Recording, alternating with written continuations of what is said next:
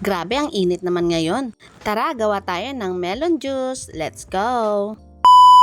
Para sa mga nagre-request, gawa po tayo ngayon ng melon juice. Sa 16 ounce na baso, maglagay ka ng 250 ml na tubig. Maglagay ka ng 1 scoop na Enjoy Milk Melon at 10 ml na fructose. Sa mga nagtatanong guys, ito po ang brand na ginagamit po namin. Available po yan sa palengke. Meron din po sa Shopee at TikTok. Sobrang tindi ng init ngayon guys, patok na patok talaga ang pagtinda natin ng mga ganitong drinks. Sure na sure talaga ang kita natin dito guys. Kaya idagdag mo na din ito sa inyong menu. At syempre, ang ating huling ilalagay ay ang ating nata. Kahit anong brand ng nata guys ay pwede po natin gamitin. Ito na, tapos na natin gawin ang ating 16 ounce na melon juice with nata. At kung large naman ang gagawin natin guys, sa 22 ounce maglagay ka ng 400 ml na tubig at 1 scoop ng Enjoy Milk Melon. Lagyan mo ito ng 10 ml fructose.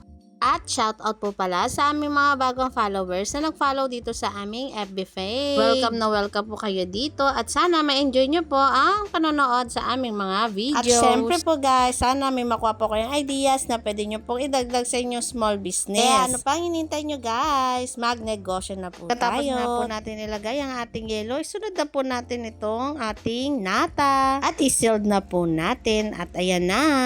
Tapos na po natin gawin ang ating melon juice. Siyempre, share po namin sa inyo ang exact measurement. I-post at screenshot nyo na lang po guys para may kopya po kayo. At ayan na guys, tapos na po natin gawin ang ating melon juice. Maraming salamat po sa inyong panonood sa aming mga video. Sa ulitin ulit. Bye-bye!